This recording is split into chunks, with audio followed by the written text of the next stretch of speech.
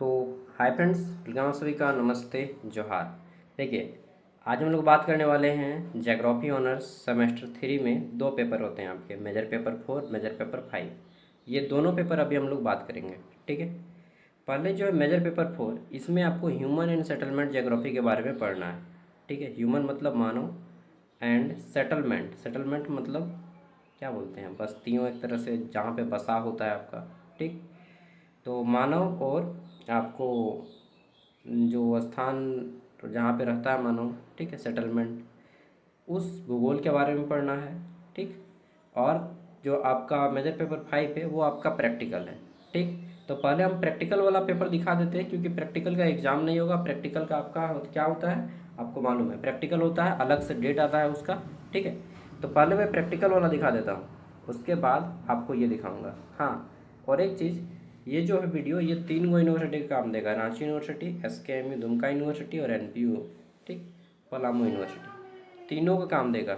Even आपका semester 8 तक तीनों जो है आपका ज्योग्राफी का, ठीक, तीनों यूनिवर्सिटी का सेम रहेगा सेमेस्टर 8 तक का पेपर। ओके। तो आप रांची यूनिवर्सिटी का वीडियो देखें या SKMU का देखें या NPU का, तीनों का सेम ही सिलेबस है। चलिए अब मैं आप लोग का लेता हूँ। तो ह्यूमन एंड सेटलमेंट ज्योग्राफी ये है। ठीक। यहाँ पे देखिए मेजर पेपर 4 है। पहले हम लोग मेजर पेपर 5 को करेंगे। तो ये है मेजर पेपर 5। ठीक है। जिसमें आपका प्रैक्टिकल है। देखिए पेपर का नाम क्या है आपका, वही सेटलमेंट ज्योग्राफी का ही ये पार्ट है, स्टैटिकल मेथड इन ज्योग्राफी। ठीक है, यानी कि सांख्यिकी का प्रयोग करना है भूगोल में। तो मेजर पेपर 5 आपका स्टैटिकल मेथड है, सांख्यिकी प्रयोग। तो ये पेपर जो है अलग से आपका होगा इसका। हालांकि इसका भी PDF मैं ज्ञान सागर ऐप पे अपलोड कर दिया हूँ। यूनिट 1 2 3 4 5, इसमें भी 5 यूनिट है।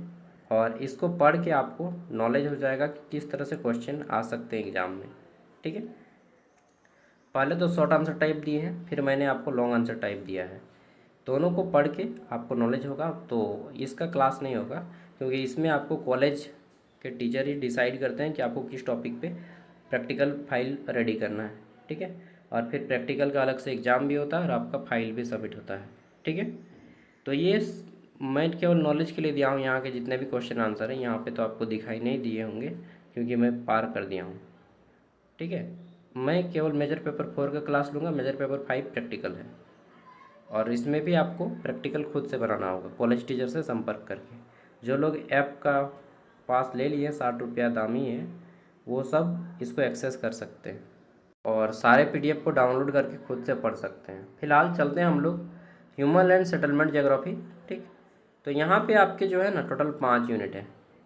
ठीक। पहला है इंट्रोडक्शन, परिचय जानेंगे हम लोग। दूसरा है आपका क्या, तो स्पेस एंड सोसाइटी। ठीक, समाज के बारे में जानेंगे। ह्यूमन अडेप्टेशन, उसके बाद जानेंगे हम लोग सेटलमेंट के बारे में।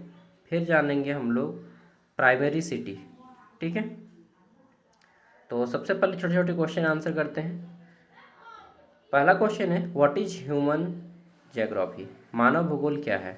तो देखिए मानव भूगोल के बहुत सारे ब्रांच, जैसे कि फिजिकल ज्योग्राफी, ह्यूमन ज्योग्राफी, ठीक है, एनवायरमेंटल ज्योग्राफी। तो मानव भूगोल भूगोल का एक ब्रांच है जिसमें मनुष्य और उसके पर्यावरण के बीच परस्पर जो संबंध है उनका स्टडी किया जाता है, उनका अध्ययन किया जाता है। ठीक। नेक्स्ट है, who is known as father of human geography. तो मानव भूगोल के पिता किनको कहा जाता है, फ्रेडरिक रिडजल। और इनके शिष्य थे, क्या नाम था, कुमारी सैंपल ना, इनको फादर कहा जाता है। नेक्स्ट, अगला क्वेश्चन है, what does population geography study. तो जनसंख्या भूगोल में किसका अध्ययन किया जाता है, जनसंख्या भूगोल में अध्ययन किया जाता है किसका, जनसंख्या के वितरण, यानी कि कहाँ पे कितनी जनसंख्या है, जनसंख्या का घनत्व यानी कि डेंसिटी के बारे में, वृद्धि दर क्या है जनसंख्या का, जनसंख्या की संरचना कितनी है, संरचना माने जनसंख्या में कितने बच्चे हैं, कितने बूढ़े हैं, कितने युवा हैं, ठीक है, कितने प्रौढ़ हैं, इन सब का अध्ययन किया जाता है जनसंख्या भूगोल में। अगला क्वेश्चन है हमारा, शहरीकरण क्या है, what is the meaning of urbanisation. शहरीकरण का अर्थ क्या है, तो ग्रामीण क्षेत्रों का शहरी क्षेत्रों में रूपांतरण शहरीकरण है। मतलब धीरे धीरे शहर बनने की प्रक्रिया, गांव से शहर बनने की प्रक्रिया ही शहरीकरण कहलाता है। नेक्स्ट, हु प्रपोज द क्या सेंट्रल प्लेस थ्योरी, तो केंद्रीय स्थान सिद्धांत किसने दिया था? यह सिद्धांत वाल्टर क्रिस्टालर ने 1933 में दिया था। अगला क्वेश्चन है हमारा, रैंक साइज रूल या रैंक साइज नियम क्या है? यह शहरों की जनसंख्या के क्रम और अनुपात को दर्शाने वाला नियम है। नेक्स्ट है आपका, हु आर एस्किमोस, एस्किमो कौन है? ठीक, एस्किमो लोग आर्कटिक क्षेत्रों में रहने वाले हैं जो ठंडे जलवायु के अनुकूल मानव समूह हैं। ये बर्फ के भी क्षेत्रों में रह रह के आदत हो गया है इनका, और इनका नेचर ही आर्कटिक एरिया का हो गया है। ठीक है, ये धूप वाले एरिया में रह नहीं पाएंगे, ना हम इनके एरिया में रह पाएंगे, क्योंकि इनका बॉडी उस हिसाब से रेडी हो जाता है जिस हिसाब से ये एनवायरनमेंट में रहते हैं। Okay, what do you mean by rural settlement? ग्रामीण बसावट से आप क्या समझते हैं? तो ग्रामीण बसावट वह स्थान है जहाँ मुख्य रूप से कृषि और प्राथमिक क्रियाएं होती हैं। आप में से मैक्सिमम लोग गांव से होंगे, मैं भी गांव से ही हूँ। ठीक, नेक्स्ट, अगला है सांस्कृतिक क्षेत्र क्या है? ऐसे क्षेत्र जहाँ समान भाषा, जाति, धर्म, परंपरा और संस्कृति के लोग रहते हैं। ठीक, इनको सांस्कृतिक क्षेत्र कहा जाता है। नेक्स्ट आपका प्रवासन क्या है? प्रवासन मतलब माइग्रेशन, माइग्रेशन मतलब एक स्थान से दूसरे स्थान में जाकर के बसना। ठीक, जब लोग एक स्थान से दूसरे स्थान पर अस्थायी या अस्थायी रूप से स्थानांतरित होते हैं और वहाँ पे जाकर रहने लगते हैं तो उसको प्रवासन कहते हैं। ये दो तरह से होता है, एक अस्थायी, एक होता है अस्थायी। ठीक है, अस्थायी कौन? जो हमेशा के लिए कहीं पे जाके बस जाते हैं। ठीक है, अस्थायी कौन? जो कुछ समय के लिए काम करने जाते हैं, मान लीजिए 6 महीना के लिए कोई बाहर काम करने गया। ठीक है, या किसी का जॉब लगा तो वो काम करने गया, फिर 3 साल बाद उसका पोस्टिंग दूसरे जगह हुआ, फिर वो दूसरे जगह चला गया। बात समझ रहे हैं ना? हाँ। नेक्स्ट, विश्व शहरीकरण का अर्थ क्या है? विश्व स्तर पर शहरी जनसंख्या के बढ़ते अनुपात को विश्व शहरीकरण कहा जाता है। ठीक है, धीरे धीरे पूरा का पूरा विश्व शहर बन रहा है। ग्रामीण बस्तियों का मुख्य व्यवसाय क्या है? तो जितने भी ग्रामीण बस्तियां हैं उनका मुख्य व्यवसाय है कृषि और उससे संबंधित क्रियाएं। नेक्स्ट क्वेश्चन आ जाता है, बुशमैन कौन है? बुशमैन, तो बुशमैन दक्षिण अफ्रीका के शुष्क रेगिस्तानी क्षेत्रों में रहने वाले शिकारी समुदाय के लोग हैं। ठीक है, ये अपना जीवन यापन शिकार के माध्यम से ही करते हैं। ठीक, जंगली जानवरों को मार के अपना भोजन बनाते हैं। अगला है, प्राइमेट सिटी क्या है? तो ऐसा प्रमुख शहर जो अन्य सभी शहरों से बड़ा और अधिक प्रभावशाली है, उसको प्राइमेट सिटी कहा जाता है या मेजर सिटी कहा जाता है।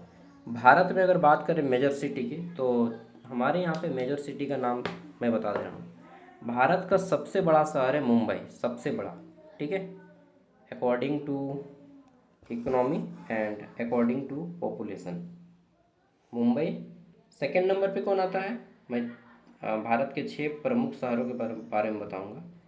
पहला हो गया मुंबई, सेकंड नंबर पे आता है हमारा दिल्ली। ठीक, कौन? दिल्ली, हाँ। थर्ड नंबर पे कोलकाता, फोर्थ है बेंगलोर। ठीक, 4 गो हो गया मेजर सिटी। इसके अलावा फिफ्थ नंबर पे कौन आ जाएगा? तो फिफ्थ नंबर पे आप रखिएगा चेन्नई। ठीक, हैदराबाद, अहमदाबाद, और भी है बहुत सारे, नोएडा है, मतलब खोजिएगा तो बहुत मिलेगा, लेकिन ये सब आपके क्या है? मेजर सिटी है। गाजियाबाद है, गुड़गांव है। ठीक, हमारा झारखंड नहीं आता है मेजर सिटी में। हाँ, पटना आता है मेजर सिटी में, पटना। और सबसे जो टॉप 4 हैं वो 4 कौन कौन से हैं?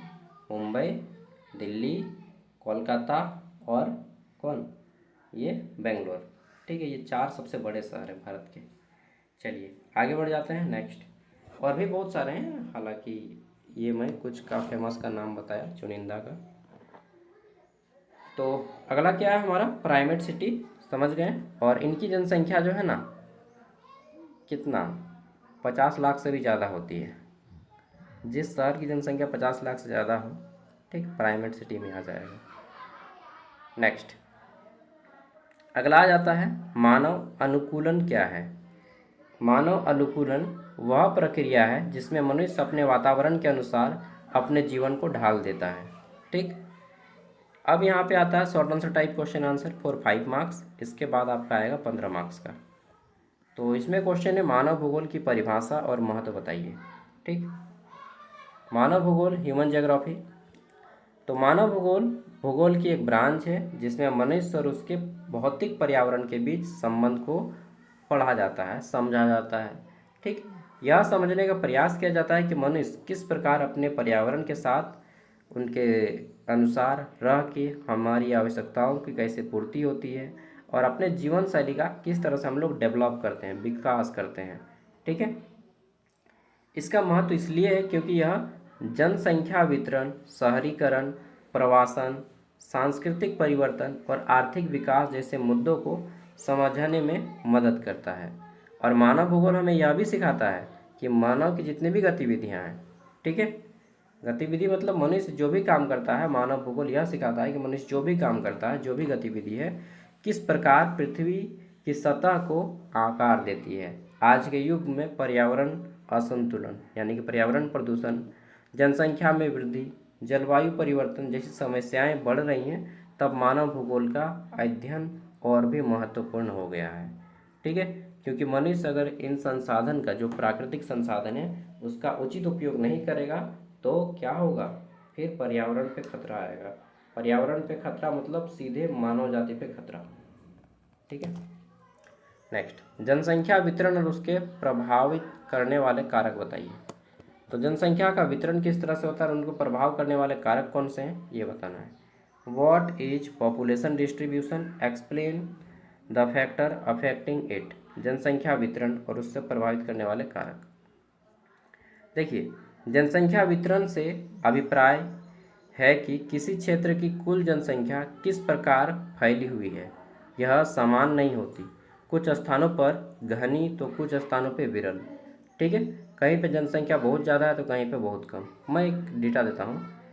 दिल्ली में 1 किलोमीटर के एरिया में लगभग 10,000 से ज़्यादा आदमी रहते हैं। कितना? 10,000। हाँ, दिल्ली में 1 किलोमीटर एरिया में 10,000 से ज़्यादा आदमी रहते हैं। वहीं अरुणाचल प्रदेश में 1 किलोमीटर के एरिया में मात्र 17 आदमी रहता है।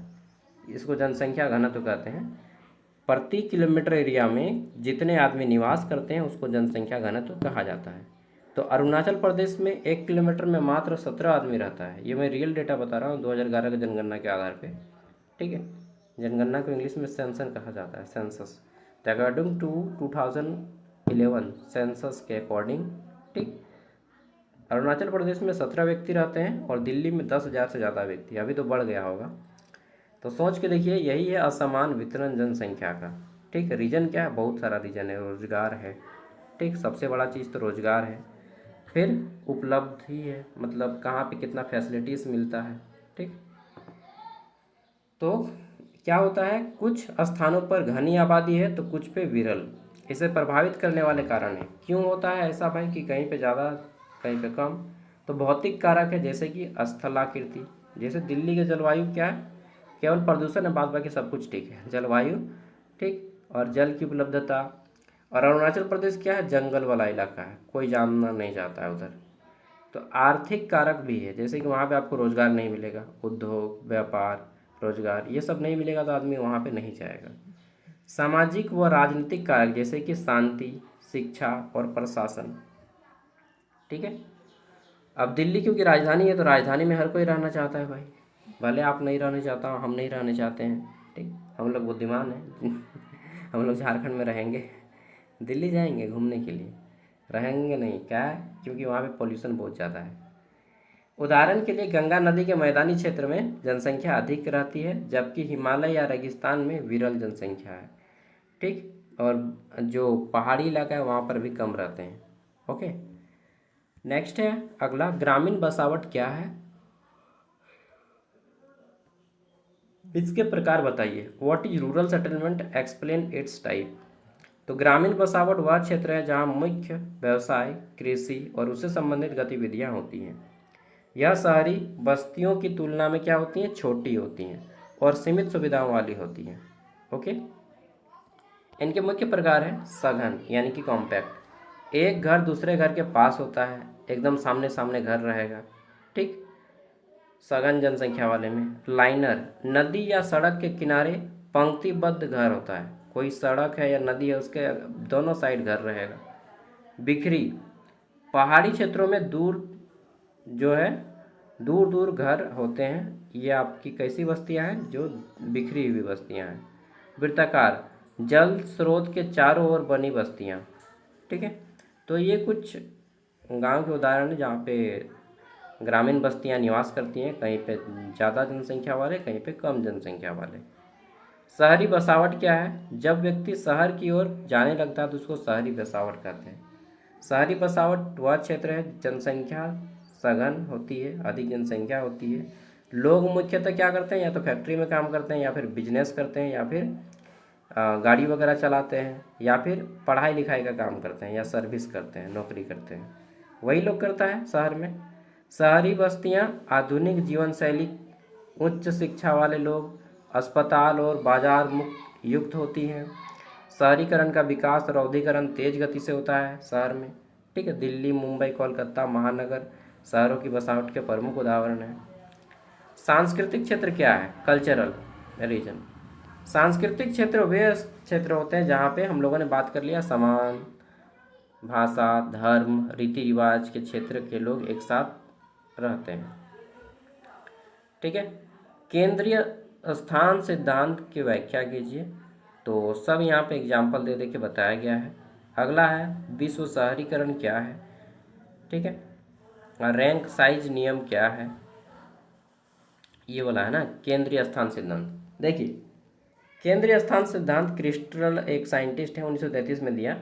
उनका कहना है कि केंद्रीय स्थान सिद्धांत यह बताता है कि सभी शहर एक व्यवस्थित षटकोणीय, मतलब 6 गो जिसमें कोण रहता है, पैटर्न में होते हैं। प्रत्येक बड़ा शहर छोटे शहरों को वस्तुएं और सेवाएं प्रदान करता है। मान लीजिए रांची हमारा बड़ा शहर है, अन्य छोटे छोटे शहर जैसे कि बोकारो हो गया, दुमका हो गया, जामताड़ा हो गया, धनबाद हो गया, जमशेदपुर, इन सबको क्या देता है, सर्विस देता है। इस सिद्धांत से व्यापारिक केंद्रों की स्थिति और दूरी को, महत्व को आसानी से कवर किया जाता है। रैंक साइज का नियम क्या है, यह नियम शहरों की जनसंख्या के क्रम का गणितीय संबंध बताता है। उदाहरण के लिए यदि सबसे बड़े शहर की जनसंख्या 10 लाख है तो दूसरे जो शहर है उनकी 5 लाख, फिर तीसरे शहर की 3 लाख होगी। यह सिद्धांत शहरों के संतुलन, विकास और श्रेणीबद्ध को समझने में महत्व करता है। विश्व शहरीकरण क्या है, ठीक है, वर्ल्ड अर्बनाइजेशन। अर्बन मतलब होता है शहरी, रूरल मतलब होता है ग्रामीण। ठीक है। कुछ कुछ इंग्लिश आप सीख लीजिए, काम देगा। विश्व शहरीकरण से अभिप्राय विश्व की जनसंख्या में शहरी क्षेत्रों को बढ़ता अनुपात।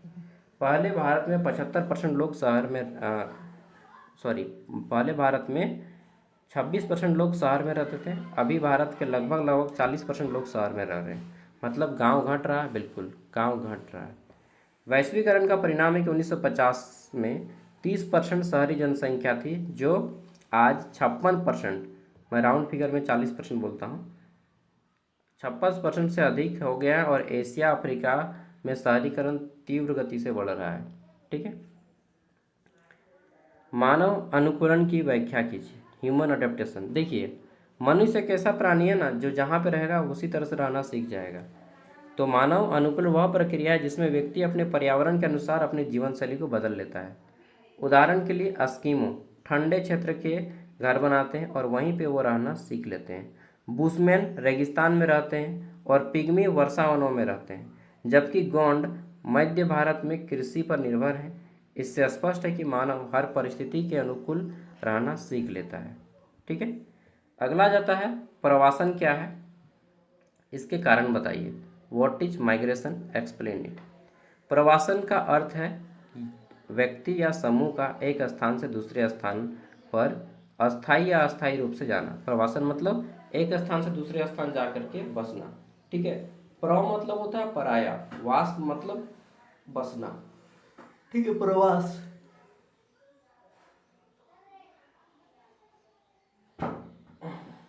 सॉरी।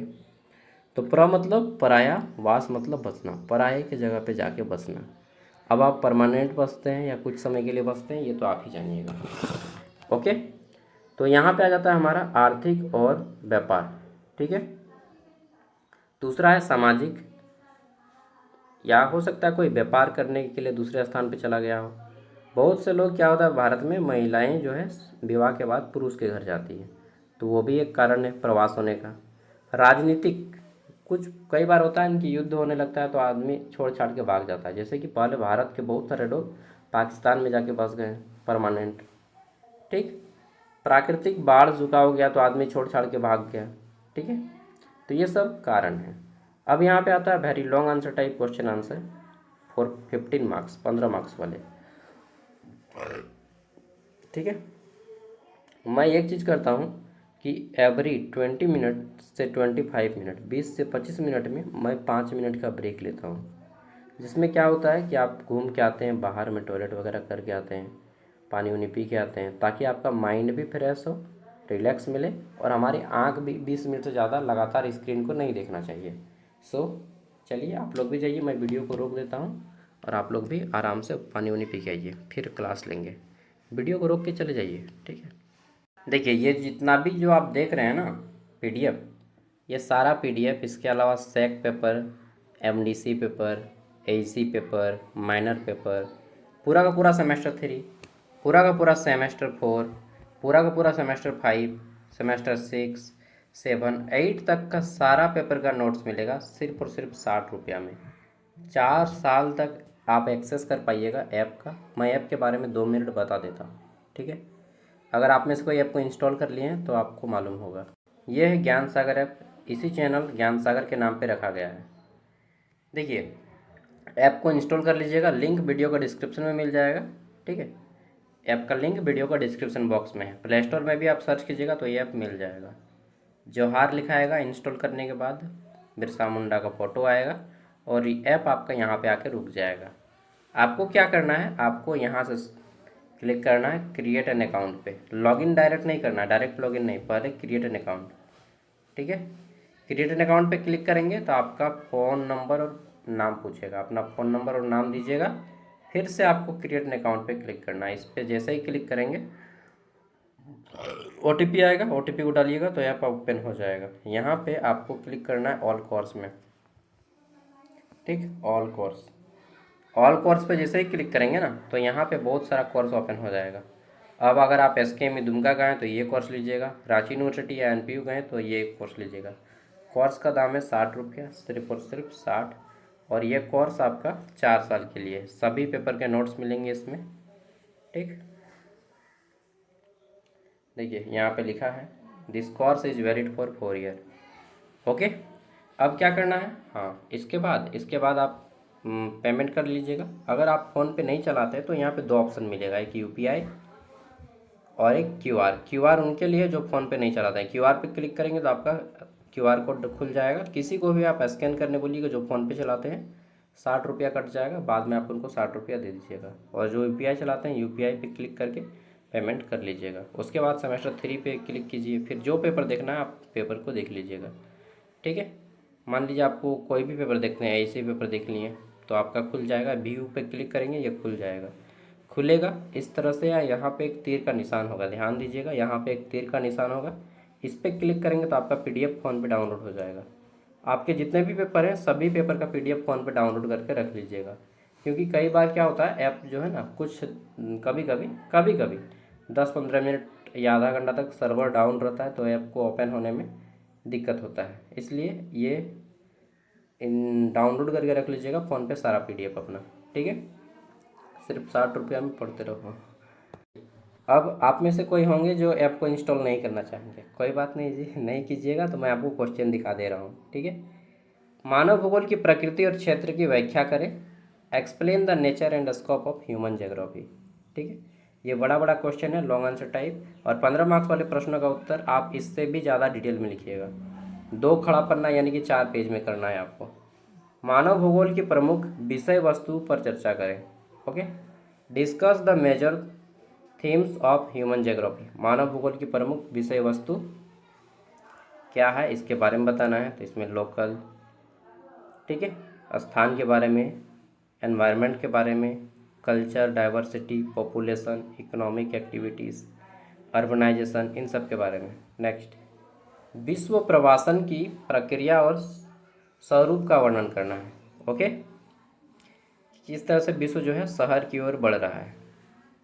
नेक्स्ट, ग्रामीण बस्तियों के वर्गीकरण के बारे में बताइए। ये सभी क्वेश्चन इंपॉर्टेंट है, यहाँ पे आंसर थोड़ा छोटा किया गया है, आपको आंसर और विस्तार से करना है खुद से। नेक्स्ट, शहरी बस्तियों के प्रकार और विश्व शहरीकरण की प्रवृत्ति का वर्णन करें। ओके, नेक्स्ट, अब आता है अगला क्वेश्चन।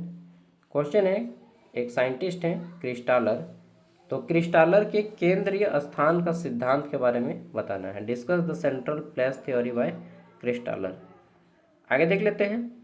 क्वेश्चन है, उदाहरण सहित रैंक साइज नियम की व्याख्या करें। Explain the rank size rule with example. अगला है हमारा, चरम पर्यावरण के मानव अनुकूलन का वर्णन करें। ठीक है, आगे देखते हैं। क्वेश्चन है हमारा, मानव भूगोल में स्थान और समाज की भूमिका के बारे में बताना है। ठीक है, explain the role of space and society in human geography. अगला क्वेश्चन है क्वेश्चन नंबर 10। इसमें पूछा गया है, मानव और बसावट, ठीक है, सेटलमेंट, भूगोल के अध्ययन के बारे में बताना है, क्या क्या महत्व है इसका। नेक्स्ट आता है हमारा यहाँ पे, मानव भूगोल क्या है, इसकी प्रकृति और महत्व के बारे में विस्तार से बताइए। अब ये थोड़ा सा और विस्तार से है। मानव जनसंख्या, ठीक है, या जनसंख्या भूगोल की, मानव जनसंख्या या जनसंख्या, जनसंख्या भूगोल की परिभाषा दीजिए, इसका महत्व के बारे में बताइए।